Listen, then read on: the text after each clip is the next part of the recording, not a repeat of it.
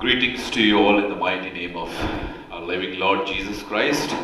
एक बार फिर आप सब श्रोताओं को मैं आज के दिन की शुभकामनाएं देता हूं और धन्यवाद देता हूं कि आप कैलवरी चर्च की इस कलीसिया की संडे की आराधना में शामिल हैं। प्रभु आप पर अनुग्रह और दया करे और आपकी आंखों को खोले ताकि आप उसकी सामर्थ को और उसके अनुग्रह को पहचाने और उसमें और भी ज़्यादा बढ़ते चले जाएं। आइए ये समय होगा कि हम अपनी आंखों को बंद करेंगे और एक छोटी सी प्रार्थना करेंगे और परमेश्वर के हाथों में सब चीज़ों को सौंपेंगे ताकि आज की इस आराधना के द्वारा हमारी आत्मिक उन्नति हो सके। जीवित महान दयालु कृपालु परमेश्वर, एक बार फिर हम बड़ी दीनता और नम्रता के साथ आपकी वेदी पर आते हैं परमेश्वर, और अपनी कमजोरियों को आपकी वेदी पर ला के रखते हैं परमेश्वर। अपने सामर्थ्य के द्वारा हम सबको स्थिर करिए। हम जानते हैं पिता, हम शरीर के भाव से कमजोर हैं, लेकिन आत्मा में परमेश्वर आपसे प्रेम करते हैं, आपकी बातों पर चलने की पूरा प्रयास करते हैं। लेकिन धन्यवाद देते हैं कि प्रभु आपके पुत्र और हमारे उद्धारकर्ता प्रभु यीशु मसीह के उस पवित्र लहू के द्वारा हम सब शुद्ध हैं और परमेश्वर आपकी दृष्टि में धार्मिक ठहरते हैं।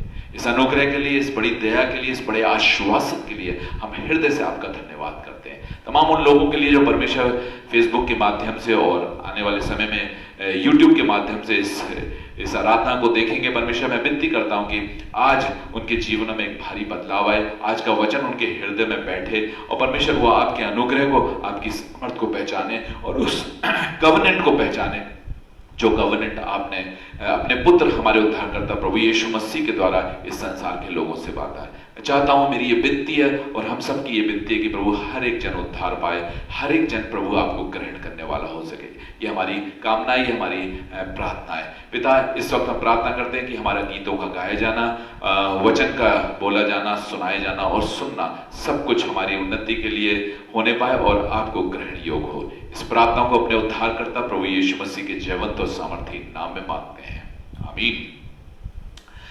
मेरे प्रिय भाई बहनों, आज का दिन यहोवा ने बनाया और हम इसमें आनंदित हो। जब हम इस पर्पस और इस मन के साथ बैठते तो पूरा दिन परमेश्वर हमारे लिए आनंदमय बनाता है। याद रखिएगा, फेथ जो है वो उन चीजों का निश्चय है जो हम सोचते हैं और उनको परमेश्वर मैनिफेस्ट करता है जब हम अपने विश्वास को प्रकट करते हैं। इसलिए बाइबल कहती है it is impossible to please God without faith.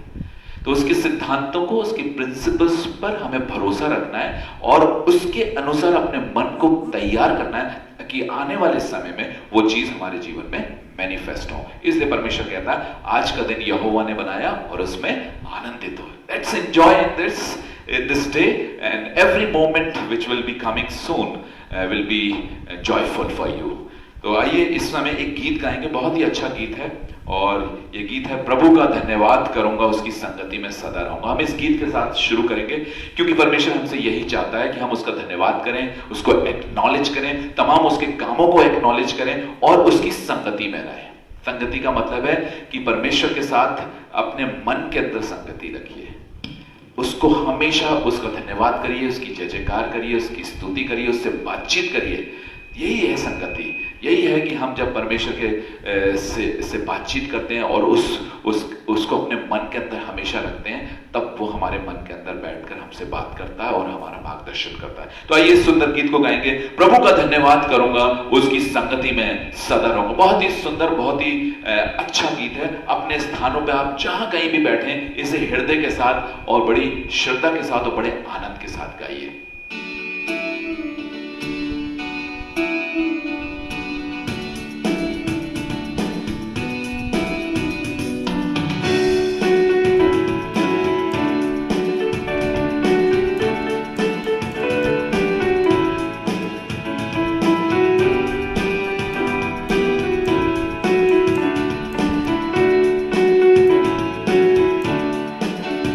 प्रभु का धन्यवाद करूं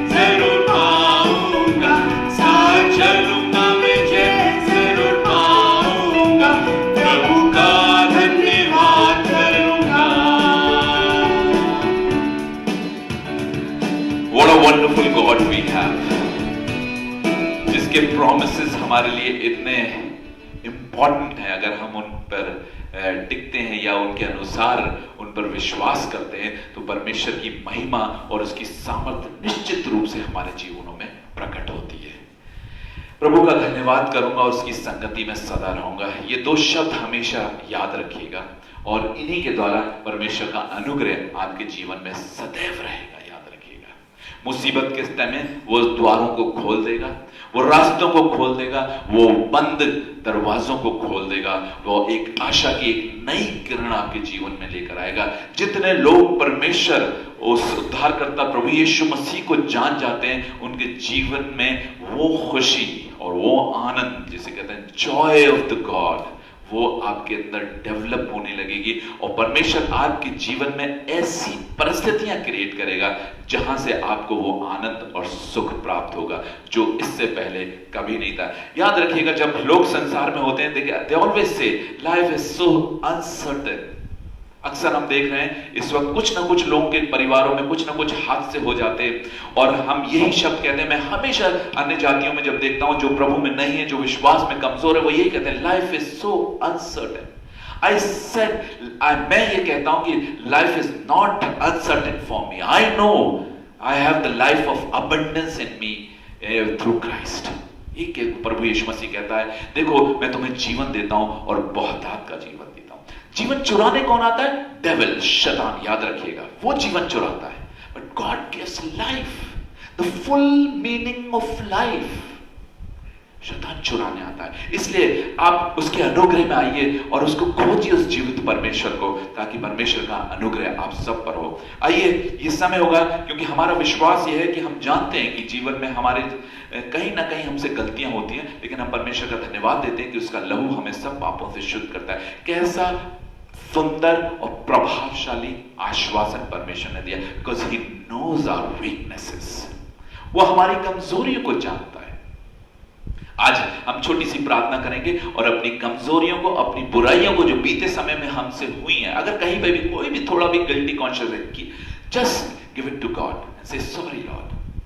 बिकॉज परमेश्वर कहता है, यदि हम अपने पापों को, अर्थात अपनी गलतियों को, अर्थात उन बातों को मान लें जो हम सोचते हैं कि हमने गलत की हैं, तो यीशु मसीह का लहू हमें सब पापों से शुद्ध करता है। आइए हम 1 मिनट के लिए अपनी आंखों को बंद करेंगे और पूरे मन से आज परमेश्वर के सामने अपनी कमजोरियों को, हो सकता है आपके जीवन में कोई कमजोरी हो जिससे आप ओवरकम करना चाहते हैं, उसको भी रखिए, क्योंकि परमेश्वर सामर्थ्य और आपको एक सिद्ध और परफेक्ट जीवन देना चाहता है। हे पिता परमेश्वर, मैं इन सब लोगों के साथ जो फेसबुक के माध्यम से मेरे साथ जुड़े हुए हैं, और हम सब एक मन होकर प्रार्थना करते हैं। हम ये जानते हैं कि हम शरीर के भाव से कमजोर हैं, and we do mistakes father, we do mistakes, and every day, every hour, every minute we do mistake, but you are so loving and you are so kind, Father, that you forgive our sins. We are so joyful and so happy that you have given this opportunity to us. Lord, thank you for this. पिता, आज हम अपनी तमाम कमजोरियों को, तमाम गलतियों को आपकी वेदी पर लाके रखते हैं और हम मानते हैं कि हम कमजोर हैं। अपने पवित्र लहू से यीशु हमें धोकर शुद्ध करिए, पवित्र करिए, हमारे पापों को क्षमा करके एक बार फिर हमें स्थिर करिए, ताकि हम आपकी सामर्थ और आपके अनुग्रह में बढ़ते चले जाएं और आपके तमाम उन प्रॉमिसेस पर भरोसा करके उनमें आनंदित और मग्न हो, क्योंकि आप हमारे महान परमेश्वर हैं और सब कुछ जो है आपके नियंत्रण में और आप ही के द्वारा हमें प्राप्त होता है। इस प्रार्थना को अपने उद्धारकर्ता प्रभु यीशु मसीह के जीवंत और सामर्थी नाम में मांगते हैं, आमीन। परमेश्वर का वचन जो है वो हमें जीवन देता है, और जितने लोग उसके वचन की गहराइयों को समझेंगे, मैं निश्चित रूप से कह सकता हूं कि उनके जीवन में दुख कभी भी वास नहीं करेगा। अगर आज कोई भी परिवार, कोई भी व्यक्ति अगर दुखी है, तो वो इसलिए है क्योंकि वो परमेश्वर को नहीं पहचानता, उस सृष्टिकर्ता को नहीं पहचानता, क्योंकि उसने हमारे लिए सुख और आनंदमय जीवन बनाया है। याद रखिएगा, when God made entire thing, then he said everything is so good and perfect, but we don't find perfection in our life because we are away from God, क्योंकि हम परमेश्वर से दूर हैं और हम उन बातों को नहीं जानते जिनके द्वारा हमारे जीवन में खुशी, आनंद आता है। पीस, जो शांति, जो ये संसार नहीं दे सकता वो परमेश्वर देगा। यस, आपको थोड़ा सा मन लगाना होगा। और आज का जो वचन है वो बहुत ही इंपॉर्टेंट है, और मैं पहले ही इसे जो है एक पोस्टर के द्वारा फेसबुक पे और तमाम लोगों को भेज चुका हूं, और ताकि मैं पहले से बताता हूं कि मैं किस विषय पे बात करना चाहता हूं। और बाइबल इस विषय में, by his stripes we are healed, उसके कोड़े खाने से हम चंगे हुए। मेरे प्रिय दोस्तों, अजीजों और तमाम कलीसिया के लोगों, मैं बताना चाहता हूं, यदि आप आज बीमार हैं तो आपको यह समझना पड़ेगा क्यों बीमार है, और आप चंगे हो सकते हैं। आप चंगे हो सकते हैं, और आपको कभी भी डॉक्टर की शक्ल नहीं देखनी होगी। यस, और मैं बहुत कॉन्फिडेंटली इस बात को कहता हूं, because I have already experience this. From 2014 till now I have never seen the face of doctor. I don't need, because मैंने इसकी गहराइयों को समझा है, और मेरे घर में लोगों ने समझा है, हमारी कलीसिया में बहुत से लोगों ने समझा। लेकिन जो लोग नहीं समझते, आज मैं उनको बताना चाहता हूं कि समझिए, क्योंकि बिना समझ के आप वो सुख और वो शांति कभी भी प्राप्त नहीं कर सकते। आज मैं इसी विषय पे बात करूंगा, तो इसको ध्यान से सुनिए, क्योंकि परमेश्वर को जानना बहुत आवश्यक है। मैं कई बार इस बात को बताता हूं और कह भी चुका हूं बीते समय में, कि यूहन्ना 17:3 में लिखा हुआ है कि मुझ अद्वैत सच्चे परमेश्वर अर्थात प्रभु यीशु मसीह को जानना ही अनंत जीवन है। Is that life, the abundance of life is by God only. You cannot earn that. It is beyond your expectations. It is beyond your capabilities. Please इस बात को समझिए, आप नहीं पा, इसीलिए कहते हैं वो सर्वव्यापी है, उसके हाथ में सब कुछ है। And we need to understand that God who have everything in his possession.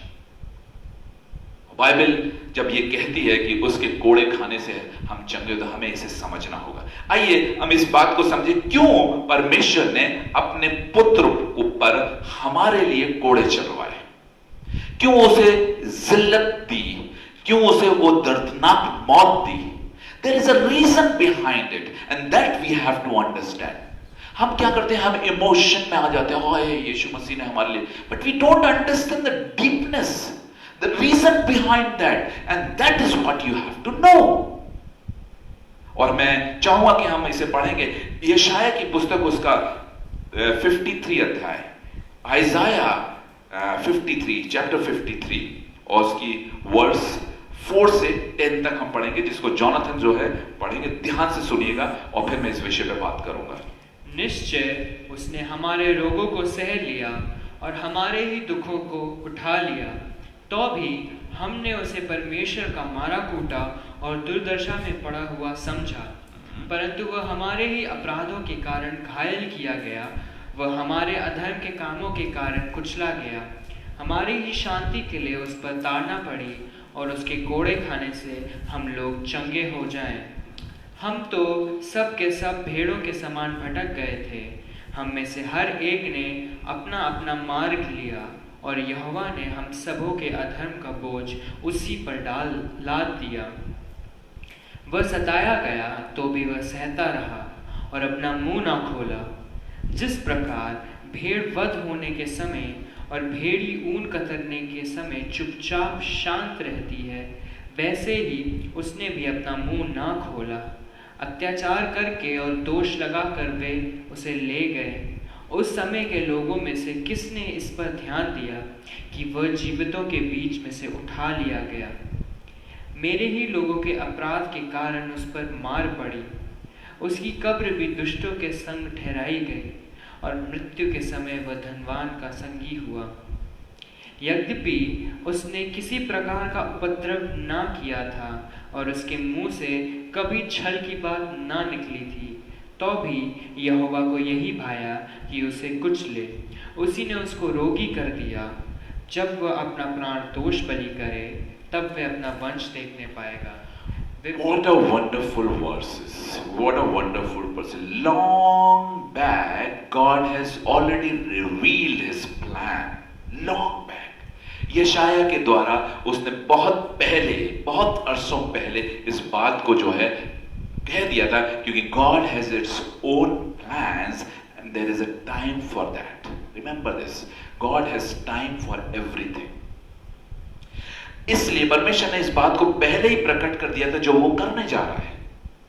लिखा है बहुत ही अच्छा, तो भी यहोवा को यही भाया कि उसे कुचले और उसको उसने रोगी कर दिया। Why? Because there is a plan of God and that what I want you to understand. मैं चाहता हूं कि आप इसको समझें, इस अनुग्रह को समझें, इस दया को समझें। लेकिन इस दया करने से पहले परमेश्वर ने अपने पुत्र को तमाम वो पीड़ाओं से ग्रसित कर दिया जो पीड़ाएं आज हम पर आ सकती थी। और जितने आज प्रभु में नहीं है वो इन पीड़ाओं को झेल रहे हैं, वो उस पीड़ा को झेल रहे हैं, वो उस दुख को झेल रहे हैं। संसार दुख में डूबा हुआ है, लेकिन धन्यवाद देते हैं हम जिन्होंने प्रभु को जान लिया है। हम आनंदित हैं, हम मगन हैं, हम खुश हैं। What a wonderful God we have, what a wonderful God we have. Look outside, see the world is crying.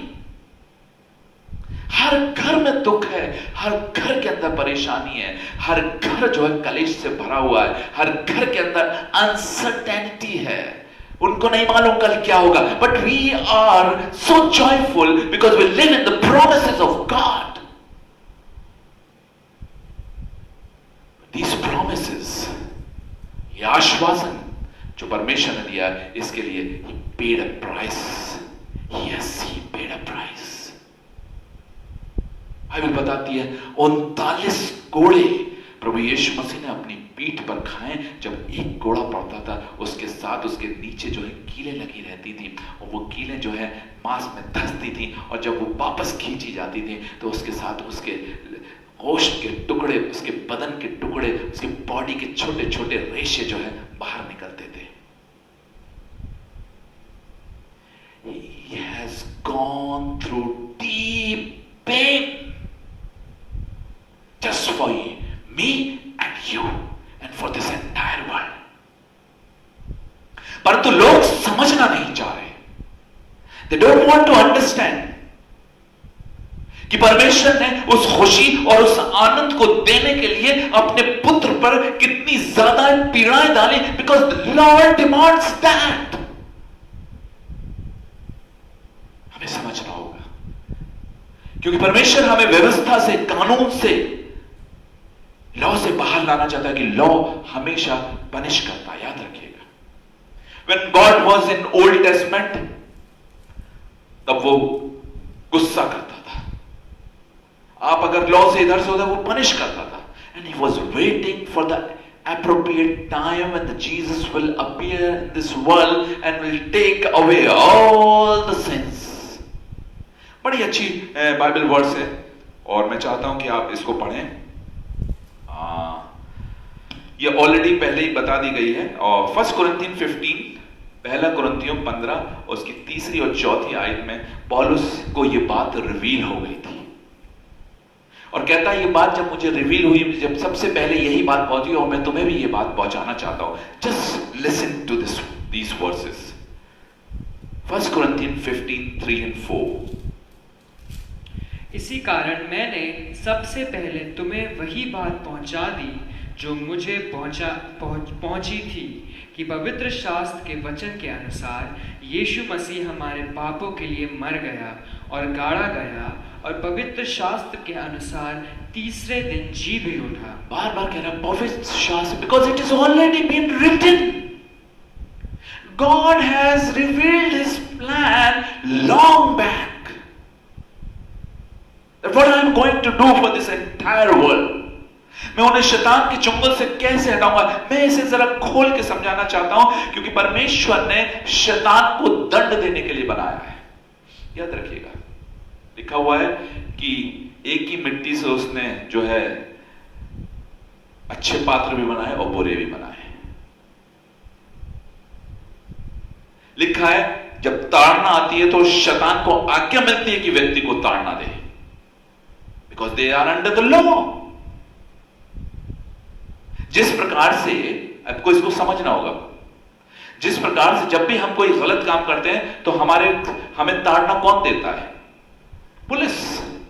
Police के बाद जुडिशरी, और उसके बाद सजा सुनाई जाती है, उसके बाद सब एक पूरा सिस्टम बना हुआ है जो पनिशमेंट में लगा हुआ है। Same way when you live in law, there is a system in this world, in this visible world, जो आपको पनिश करते हैं। जब आपका समय पूरा हो जाता है तो आपके लिए मृत्यु के द्वार को खोल देते हैं, एक्सीडेंट के द्वार को खोल देते हैं, महामारी के द्वार को खोल देते हैं, बीमारियों के द्वार को खोल देते हैं, because they are appointed for that. And God wants us to come out of that. And for that, उसके लिए परमेश्वर ने प्रभु यीशु मसीह को वो ताड़नाएं दी, because he paid the ransom। Bible बताती है कि उसने जो रैंसम, अर्थात जब किसी को अगवा किया जाता है उसके लिए जो फिरौती मांगी जाती है, वो फिरौती जो थी, पाप का फिरौती जानते क्या है? पाप से और पाप के दंड से बचने के लिए you have to take that punishment, and that punishment God has given to his only son Jesus Christ. And then he said, if you believe in Jesus Christ, परमेश्वर ने जगत से ऐसा प्रेम किया कि उसने अपना इकलौता पुत्र दे दिया ताकि जो कोई इस पे विश्वास करे नाश ना हो परंतु अनंत जीवन पाए। Just believe in that. When you have this desire to know God, God will reveal it to you.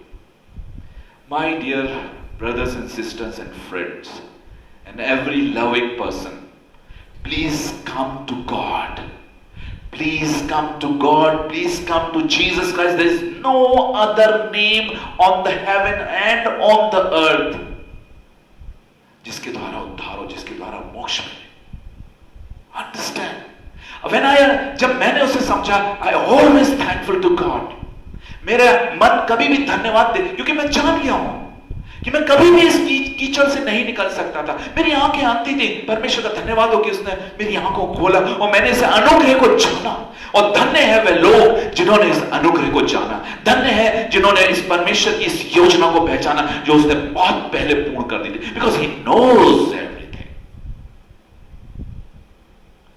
If you want a life, a true life in the sense of God, आपके sense में true life का meaning मुझे नहीं मालूम क्या हो सकता है, बिकॉज आप अपनी खुशियों को ऐसी जगहों पर ढूंढते हैं जो कभी भी नहीं मिलती। When God gives, whatever God will give you peace, joy, which this world cannot give, and anything in this world cannot give।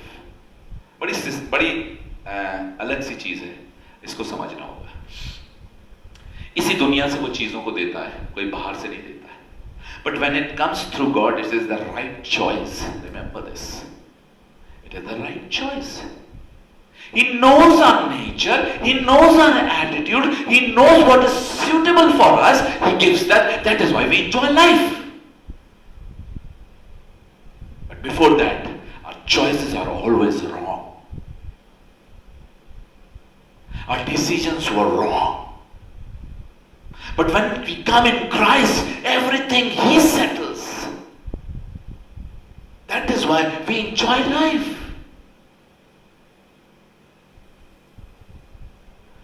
Prabhu mein aaye, things will change. Life will change. The meaning of life will change. क्योंकि अभी तक बहुतों ने इस जिंदगी के महत्व को समझा नहीं है। And the last promise of God, that when you leave from this body, you will be going to the eternal realm. उस स्वर्गीय राज में प्रवेश करेंगे जिसकी परिभाषा है it is so beautiful. It is much better and much beautiful place than any other place on this earth. जब कश्मीर जाते हैं, जब स्विट्जरलैंड जाते हैं, तो हम कहते हैं कि पृथ्वी पर स्वर्ग आ गया, because the beauty is so nice. And जो स्वर्ग है वो इससे भी खूबसूरत है। You can not imagine. मैं फिर बताना चाहता हूं, मेरे अजीजों, मैं फिर बताना चाहता हूं, come to Jesus, come to Jesus, receive him as your personal saviour. What you have to do, just अपने पुराने पापों से पश्चाताप करें। यस लॉर्ड, मैं आपसे दूर था, आज मैं अपने सारे पापों को लिए क्षमा मांगता हूं और मेरे जीवन को बदलिए। You have to pray with your deep heart, अंदर से इस बात को समझिए, and God will change your entire life, because you are living in sin. What is in sin? That's what we have to understand. हमें समझना पड़ेगा। Anything which is not from God is always sin. आपको पता भी नहीं, मैंने पहले ही बता दिया। हर एक वो बात जो परमेश्वर की ओर से आपके जीवन में नहीं है, it is from devil, and it will, maybe it is giving peace today, but tomorrow it will give pain. Maybe it is giving joy today, but tomorrow there will be pain. That is why people say life is so uncertain. Because they don't know their future. Because they don't know what is coming up to them. But we know. But we know in faith that every good thing is created for us. And we rejoice in it. उसके कोड़े खाने से हम चके हो गए। हमें इस बात को आज समझना होगा, और मैं आपको समझाता हूं कि परमेश्वर ने एक प्रतिज्ञा, एक प्रॉमिस करा है। इफ लिखा है, यदि हम विश्वास करेंगे परमेश्वर पे, और उसकी प्रतिज्ञा क्या है? उसकी प्रतिज्ञा क्या है? He will give you eternal life, a joyful life, when you receive Jesus Christ as your Savior. Because God has paid the payment of all the sins you have done and you're going to do. He's paid everything. That is why when everything is paid, that is why we receive a joyful and a lovely life. There is no punishment. याद रखिएगा, लिखा है जैसा कर्म करोगे वैसा ये फल पाओगे। ये सारे धर्म कहते हैं, और हम सब इसमें जीते हैं। ये है लॉ, जैसा कर्म करोगे वैसा ही फल पाओगे, जो बोओगे वही काटोगे। But Bible give you another promise, a promise of God, that God will give you eternal life, not because of your deeds, but because of His mercy. Because you have shown your faith. आपने अपने विश्वास को प्रकट कराए, इसलिए परमेश्वर का अनुग्रह, उसकी दया के अनुसार आप वो उत्तम पदार्थों को पाते हैं। There is two different things over here. One, you earn your own life or livelihood, and one, you have to depend on God. That's called grace. That's called grace. The other one, you earn it, but you are not a perfect person. That is why God has sacrificed Jesus Christ, because He knows we are not perfect, and anything which is not perfect is not acceptable to God. परमेश्वर को वो ग्रहण योग्य है ही नहीं। That is why Jesus became the perfect solution for us.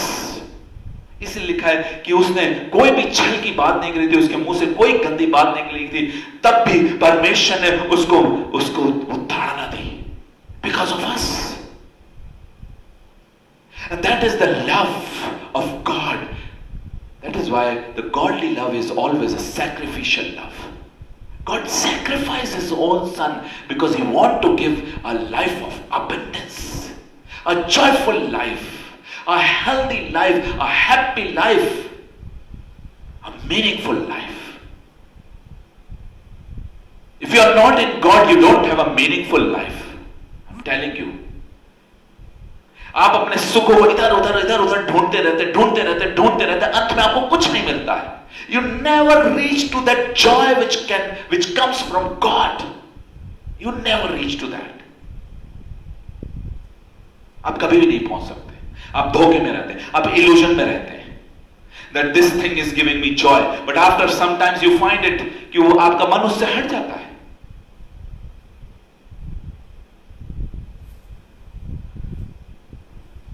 मैं चाहता हूं कि इसको समझने के लिए मेरे साथ निकालेंगे Hebrew chapter 9 verse 15. Hebrew chapter 9 verse 15. और इसको जरा ध्यान से सुनिएगा। Why God punished His Son Jesus? क्यों उसकी पीठ पर कोड़े खिलवाए क्यों उसे ताड़ना दी, क्यों उसे उस मृत्यु दी, इसको समझना होगा। और ये वर्ष आपको समझाएगी, पढ़िए जोर से।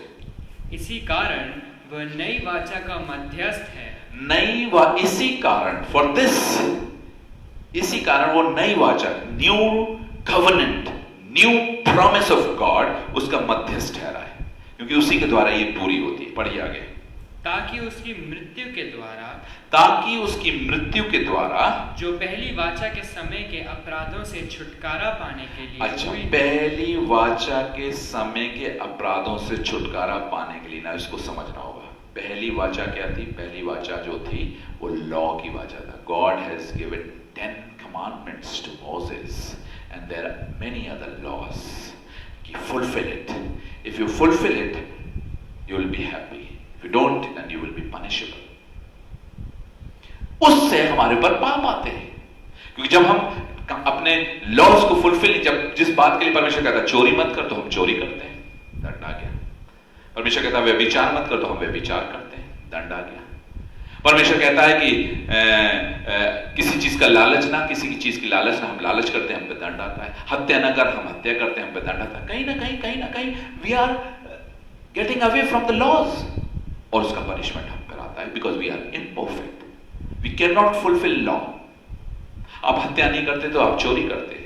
बाइबल में एक बड़ी अच्छी वर्स है ना, यीशु मसीह एक बात को समझा रहा है। अब इट इज सो इम्पॉसिबल, जब व्यभिचार के विषय में मैं बात करता हूं, एक ऐसी चीज है जिसमें वो क्या कहता है, यदि तुम किसी स्त्री को गलत दृष्टि से देख ले तो तुमने उसके व्यभिचार कर दिया। How can you get away from this? Tell me. ये मेल फीमेल दोनों के लिए। Now Jesus is making so complicated. Why?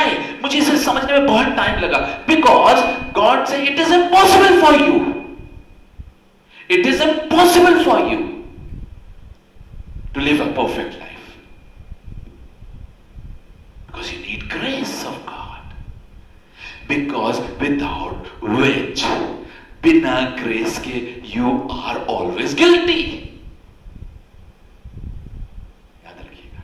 There are many things I cannot discuss on those things where you every day a guilty, आप guilty ठहरते हैं, आप अपने conscious में क्या, आप परमेश्वर की दृष्टि में guilty, but God has already made a situation where वो हमारे guilt को हटा देता है, कहता है now don't bother about anything, I have forgiven your sins and now I will renew, and He started renewing mindset change करने लगता है। ऐसी ऐसी बातें वो हमको बताएगा जो इस संसार में अभी आप समझ भी नहीं सकते, क्योंकि वो अब आपकी समझ से बाहर है।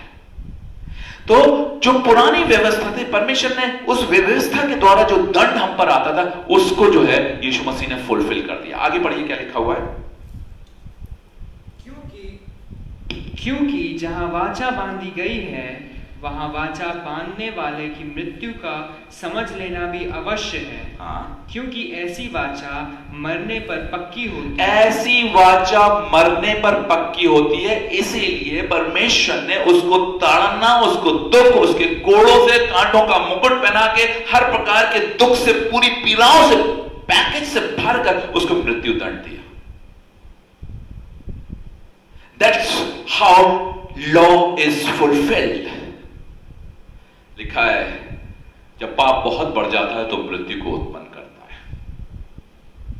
परमेश्वर ने सब प्रकार के पापों को उस पर डाल दिया। जब वो पूरा आ गया, then he died because of the sins of us. हमारे पापों के लिए वो मारा गया। Otherwise he was perfect. That was the plan of God.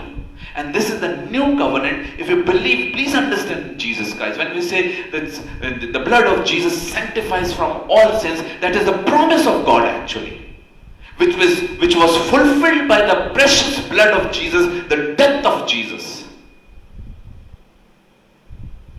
Now God fulfilled this covenant by sacrificing His Son. Now He, in His conscience, now He is free to forgive us, because He paid the price. He paid the ransom. How wonderful is our God! How much he loves you, don't understand how much he loves you.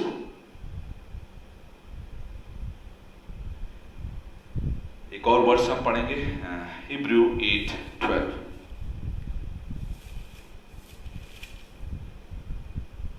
यहां पे अपनी इस वाचा के विषय में परमेश्वर कहता है, मैं सिर्फ 2 ही पढ़ा रहा हूं, पढ़िए। क्योंकि मैं उनके अधर्म के विषय में दयावंत क्योंकि मैं उनके अधर्म के विषय में दयावंत, किनके? Those who accepted Jesus Christ as their personal savior and understand this new covenant and receive Jesus Christ. उन्होंने प्रभु यीशु मसीह को ग्रहण कर लिया है। प्रभु यीशु मसीह को ग्रहण करने का मतलब है परमेश्वर के इस न्यू कवेनेंट को ग्रहण कर लेना। Come under this new covenant, you will get grace. परमेश्वर की दया, लिखा है मैं उनके अधर्म के विषय में दयावंत होऊंगा। एक जगह कहता है मैं उनको बदला दूंगा। That is law.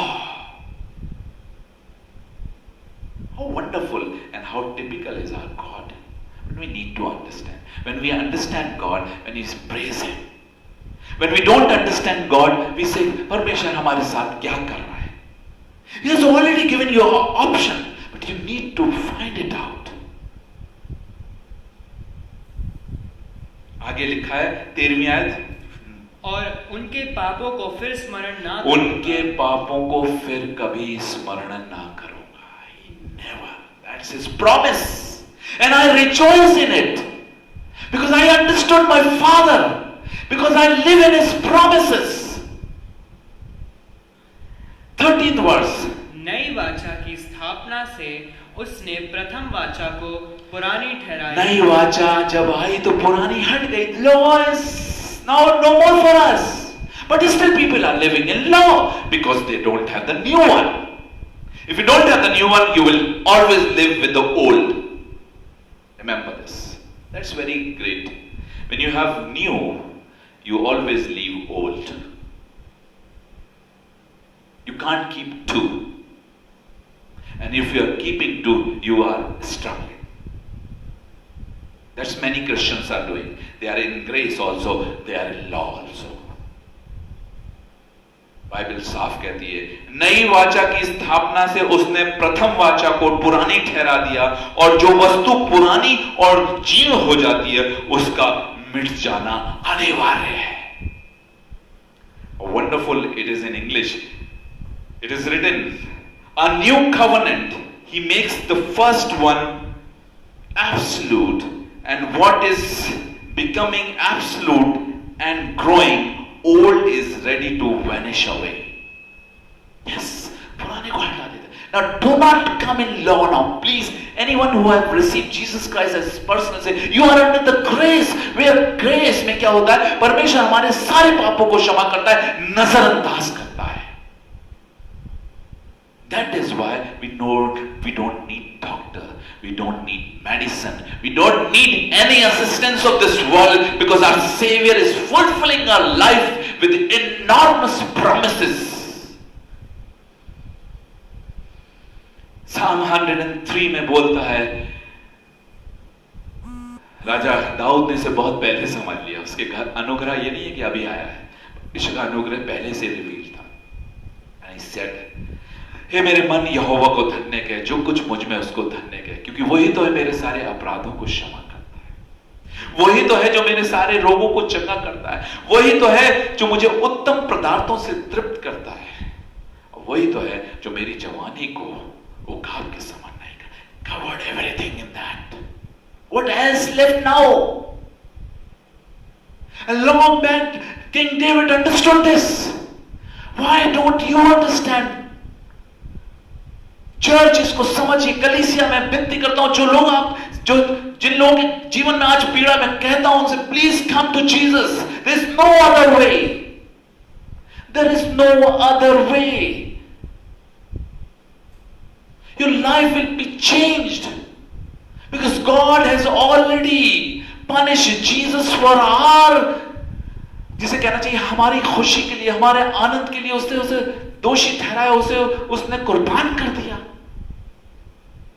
And he raised him after death to fulfill this covenant. इसलिए गुड न्यूज है कि परमेश्वर ने जगत से ऐसा प्रेम किया कि उसने अपना इकलौता पुत्र दे दिया। क्या से? वो मारा गया, गाड़ा गया और तीसरे दिन परमेश्वर की सामर्थ से जी उठा, ताकि वो इस कवर्नेंट को full. Now anyone who is in this covenant, they are sinless, they are blameless, they are righteous by the precious blood of Jesus Christ. That is why we rejoice. We don't see our weaknesses, but we always look towards God's grace. Rejoice in it, my dear brother and sister, my dear loving ones. Rejoice, because He never look on your infirmities, never look on your weaknesses, because God is not looking at that. Then who are you to look at? Because He is the one who punishes. He is the one who allows to punish devil. Yes, that's a great thing. There's a hidden secret. If you are in law, you cannot be saved. But if you are in grace, you are always welcomed by God, because He loves you. That is why it is written in Hebrew chapter 11 verse 6. It is impossible to please God without faith. It is impossible, because He wants our faith, He wants our trust. Now we need to understand this, and that is very good. मैं जल्दी से आपको ले जाना चाहता हूँ Romans chapter 4. Romans chapter 4 verse 16 पढ़ेंगे पहले। इसी कारण प्रतिज्ञा विश्वास पर, ये प्रॉमिस किस पर आधारित है? विश्वास। इसी कारण प्रतिज्ञा जो है विश्वास पर आधारित है। पूरा पढ़िए। प्रतिज्ञा विश्वास पर आधारित है कि अनुग्रह की रीति पर हो, कि वह उसके सब वंशजों के लिए दृढ़ हो, ना कि केवल उसके लिए जो व्यवस्था वाला है, वरन उनके लिए भी जो अब्राहम के समान विश्वास वाले हैं। वही तो हम सब का पिता है। Now please note this in your mind. Pratigya, this promise, this new covenant is only yours when you believe. That is very typical thing. If you don't believe, it is not yours. If you believe, it is yours. Now believing, what do you mean by believe? That's very important. Believing, मैं बार बार कहता हूं, to agree with God. To agree with God, to align with God, परमेश्वर के साथ सहमत हो जाना, agree करना, यही फेथ है। Yes, I believe in you, Lord. The moment you believe in your heart and you confess from your mouth, everything is yours. The new covenant is yours. Everything which is a new covenant is yours. इस new covenant में जो हमें परमेश्वर के अनुग्रह के द्वारा मिलता है, इसमें सब अच्छी वस्तुएं वास करती है।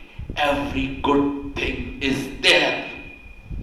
That is why anyone in his new covenant, he is living a joyful life, a happy life. Okay, तो ये covenant में कैसे आते हैं? By faith, by accepting God's plan, by agreeing with that. Now your worldly mind will not accept it, because there is a lot of confusion in this world. There are hundreds of religions out there. That is why I always say, I don't preach religion, I preach reality, I preach truth. Because परमेश्वर कहता है, व्यवस्था तो मूसा के द्वारा आई, लेकिन अनुग्रह और सच्चाई जो है वो प्रभु यीशु मसीह के द्वारा इस संसार में पहुंची। Jesus revealed the truth, the real plan of God. Now those who are seeking the truth will receive it. That is the great thing. Those who are seeking the truth will receive it. But those who are not seeking the truth will be perishing. Remember this. जो सत्य को ढूंढेंगे वही पाएंगे। इसे लिखा है, जो ढूंढेगा पाएगा, जो खटखटाएगा उसके लिए खोला जाएगा, जो मांगेगा उसको दिया जाएगा। Any heart which is willing to know God, God will appear to him in some other form. Please understand, He is looking to everyone. You are not by chance on this earth. Remember this. You are not by chance. You are, and every person on this is under the vigilance of God. Only thing, if you live in law, you are punishable. If you live in grace, you will get the mercy of That is how you show your faith. Not by doing rituals of different religions. That does not please God. Next verse 19, इसी का 19, Romans 4:19 पढ़ेंगे. वह जो 100 वर्ष का था, अपने मरे हुए से शरीर और सारा की गर्भ की मरी हुई सी दशा जानकर भी विश्वास में निर्बल न हुआ. विश्वास, that is about Abraham. When he received the child at the age of 100 years, when God has promised 25 years back that I will give you a son. 25 years back when he was around 75 years old. कि मैं तुझसे, that God promised, मैं तुझसे एक वंश उपजाऊंगा, जो वो वंश जो फेथ का वंश कहलाएगा, जो हम हैं, विश्वासी वंश, और मैं उसको पढ़ाऊंगा कि वो पृथ्वी पर भर जाएंगे. And great thing that Sarah, the wife of Abraham, was barren. She could not give birth. Now see how is our God. सारा की कोख बंद है, बच्चा उसे हो नहीं सकता, and God is saying, I'm going to give you a multitude of sons. And days are passing. Abraham was worried. Then in last he says, Lord, you said मैं तुझे संतान, लेकिन मेरी स्त्री तो जो है वो बांझ है, उसके तो बच्चा नहीं हो सकता. And after almost 24 years, the angel of God appeared to Abraham and said, the next year on the same day, your wife will bear a son. उसको एक बच्चा होगा. And God fulfilled his promise and he gave a son, is Isaac. And from Isaac, that the promised son, God multiply Abraham. A sons of faith. A sons of faith. Remember this. इसलिए Abraham जो कहलाता है वो विश्वासियों का पिता कहलाता है, फादर ऑफ फेथ. क्या लिखा हुआ है, फिर से पढ़िएगा, कि ऐसी मरी हुई हालत, मतलब ऐसी दशा थी उसकी कोख की कि वो 90 साल की उम्र में कोई उम्मीद नहीं थी, but for God everything is possible.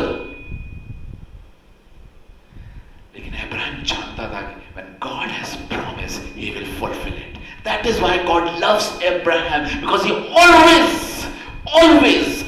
always believed in God and his promises. When God promised 25 years back, he said, yes, God will do. Though he was, no doubt, he was worried. But still in his heart, he always said, yes, God will do, God will do. One day when, at the last, when it is going to be past 24 years, कहता है, प्रभु अपनी promise आप कब पूरा करोगे? Then angel appeared. Things changed. Live in promise. Live in grace means live in promises of God.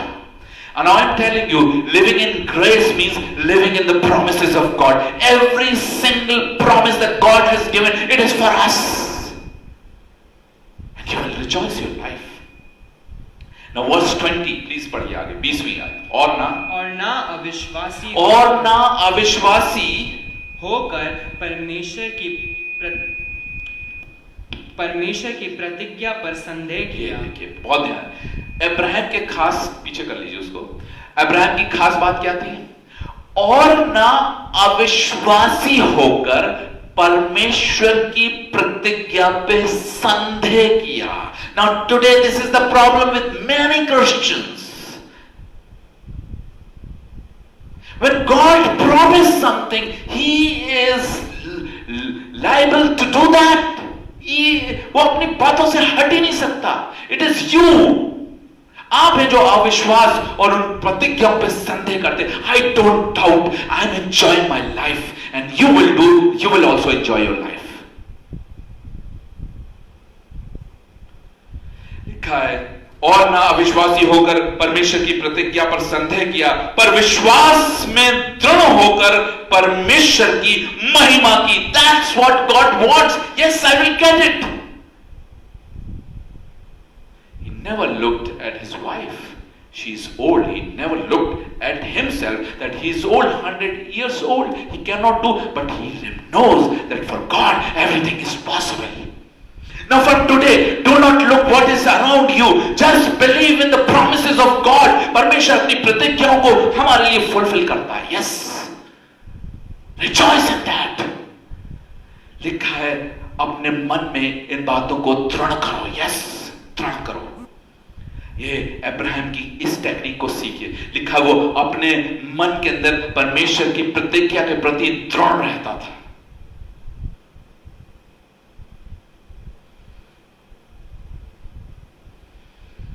Strong बनिए. Yes, it will happen. It will happen. It will happen. God will do. God will fulfill. That's what God wants. मैं आपको यही बताना चाहता था. What is so difference with Abraham and our faith? Because Abraham faith, जो कुछ हो जाए, he always rely on God. Now understand the deepness of faith. Now in new covenant, God promises many things. God promises many things.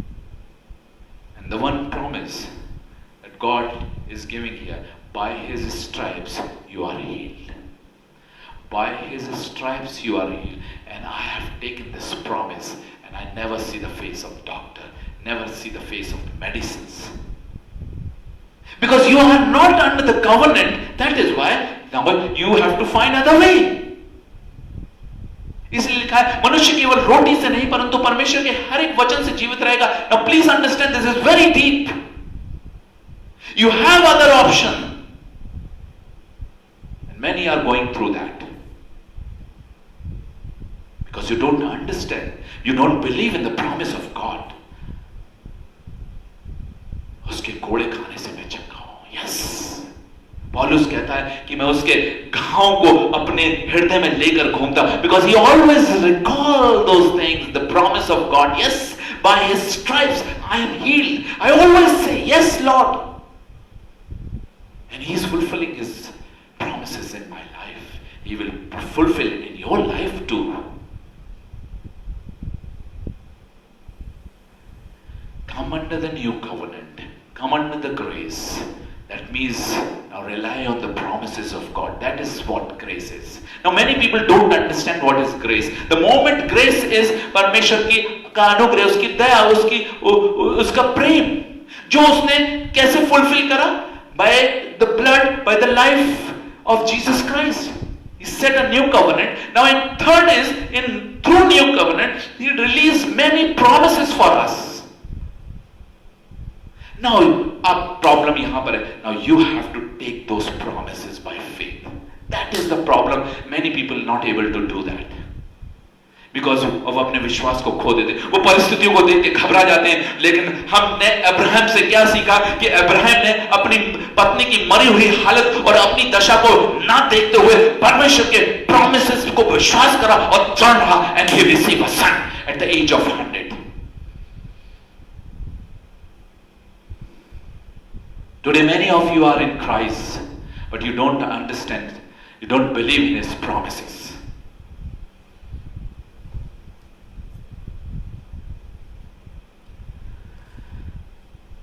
मेरे प्रिय अजीजों, please इस बात को समझिए. जब आप अनुग्रह में आते हैं तो परमेश्वर के सारे प्रॉमिसेस आपके. It's all yours. It is all yours. Just believe it and take it. Do not panic. Do not look at your situations. Do not look here and there. God is our help. Because he is कैसे कितना अच्छा वचन कहता है. देखो इन चिड़ियों को ना ये बोते हैं, ना काटती हैं, ना अपने खत्तों में जमा करती हैं, फिर भी तुम्हारा परमेश्वर निकला था. I feel so happy with this promise. कहता है क्या तुम इन चिड़ियों से बढ़कर नहीं हो? He is giving such a wonderful promise to you. Why are you worried? Same way is going to give every good thing to you. Remember this. Now I have understood, मैं please आपको बताना चाहता हूँ, believe that God is going to give every good thing to you because He promised.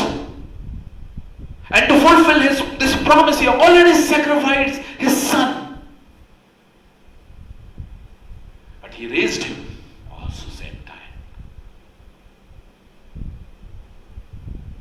ताकि वो तमाम इन promises को fulfill करे. What a wonderful thing. What a wonderful thing. अगर आप इस बात को आज समझ जाएंगे, your life will be different. Please ask God. Come to God.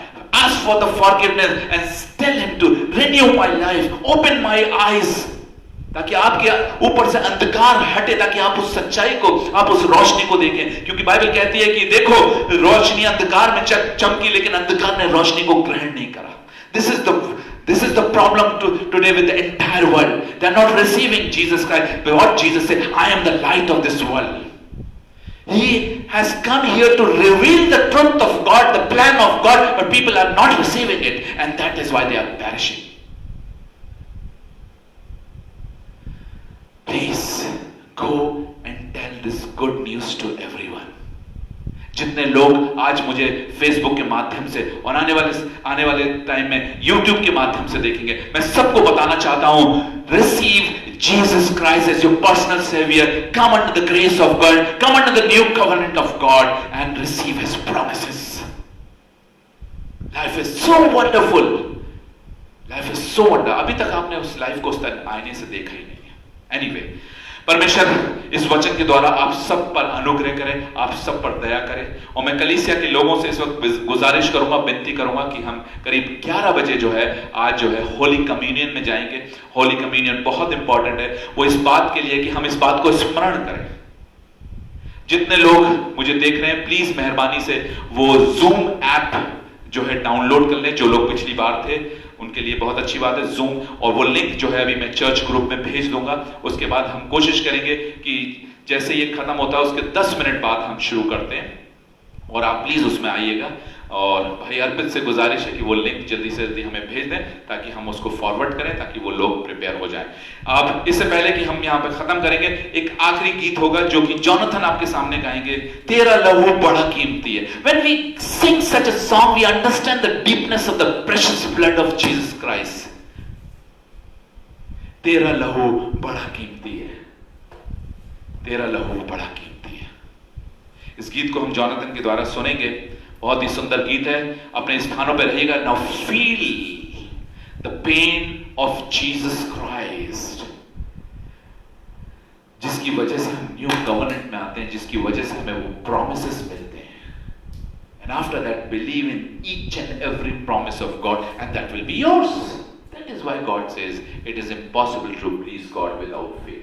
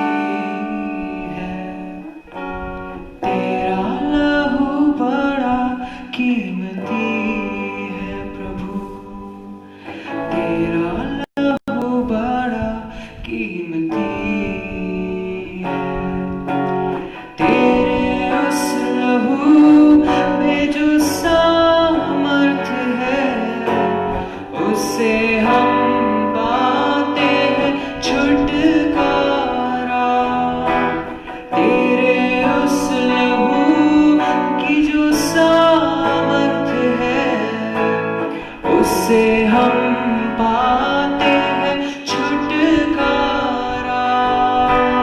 तेरा लहू बड़ा कीमती है प्रभु, तेरा लहू बड़ा कीमती है,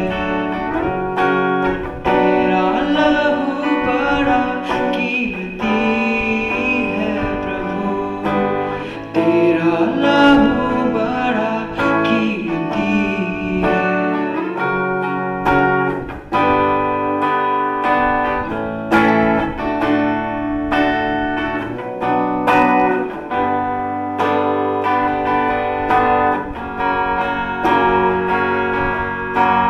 तूने वो लहू बहाया है, सारी दुनिया को बचाया है।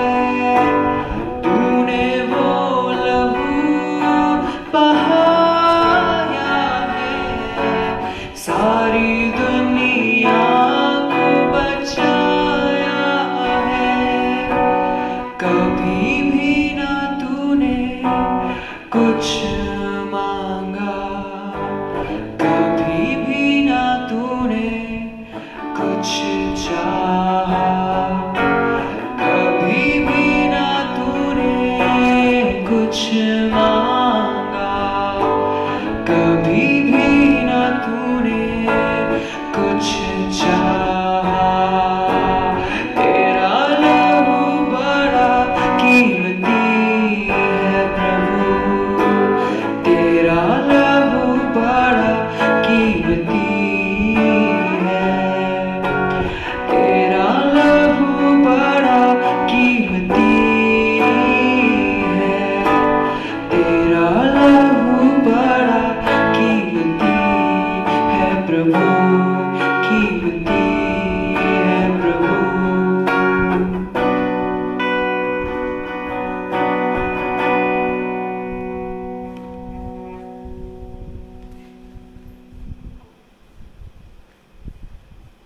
Praise God, glory to Jesus। परमेश्वर का धन्यवाद हो इस सुंदर गीत के लिए।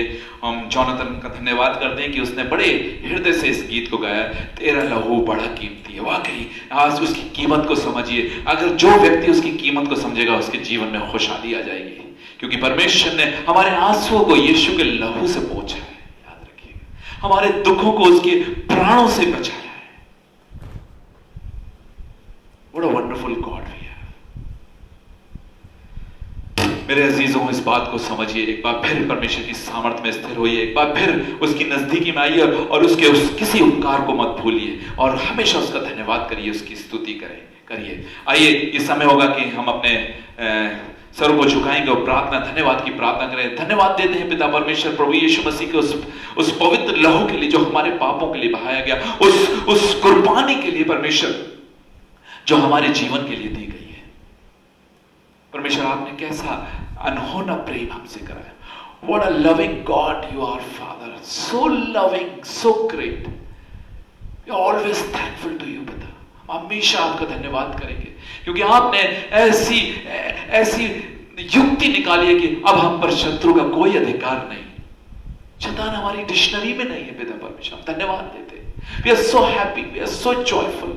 फादर, मैं ये विनती करता हूं कि दुनिया के हर एक व्यक्ति इस बात को समझे और उस अनुग्रह को प्राप्त करे और उस आनंद में, उस सुख में जीवन को प्राप्त करने वाला हो सके। आज हर एक से बातचीत करिएगा। आज का वचन हर एक के जीवन के अंदर बैठे, और जो लोग अभी भी प्रभु से दूर हैं, प्रभु मेरी ये विनती है कि हर एक जन उसे ग्रहण करे, हर एक जन ग्रहण करे, ताकि आपका उद्धार देख सके, उस जीवन, उस अनंत जीवन को प्राप्त करे, लाइफ ऑफ अबंडेंस को रिसीव करने वाला हो सके। सबसे बातचीत करिएगा। मैं प्रभु यीशु मसीह के नाम से हर एक देखने वाले की आंखों को खोलता हूं, उनके ऊपर से वो पर्दे को हटाता हूं जो अंधकार का पर्दा है, जिसके द्वारा परमेश्वर के अनुग्रह को वो प्राप्त नहीं करते। प्रभु अपनी सामर्थ्य के द्वारा इस कार्य करे। इस प्रार्थना को अपने उद्धारकर्ता प्रभु यीशु मसीह के नाम से मांगते हैं, आमीन। अब हमारे प्रभु यीशु मसीह का अनुग्रह, पिता परमेश्वर का प्रेम और पवित्र आत्मा की सहभागिता हम सब विश्वासियों के साथ युगानुयुग होती रहे, आमीन।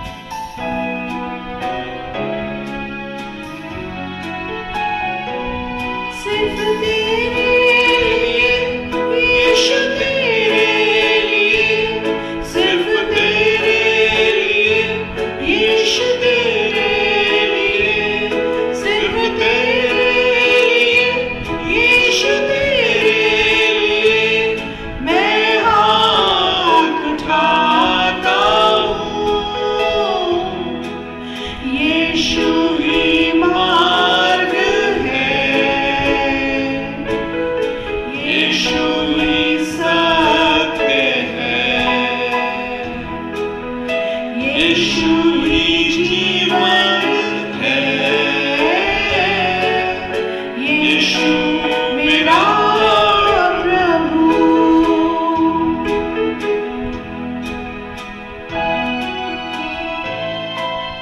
यीशु ही मार्ग और सत्य है, वही मेरा प्रभु है, वही मेरा छुड़ाने वाला है। मेरे अजीजों, यदि आपको ये वचन प्रभावित करा इस वचन ने, और आप चाहते हैं कि आपके द्वारा आपके लोगों तक ये वचन पहुंचे, तो इसे अपने ग्रुप में शेयर करिए, अपने फेसबुक पे शेयर करिए, ताकि ये वचन दूसरों तक जाए और उनका जीवन भी जो है खुशमय और आनंदित हो, उनके जीवन में भी प्रभु आने वाला हो सके। मैं इसी के साथ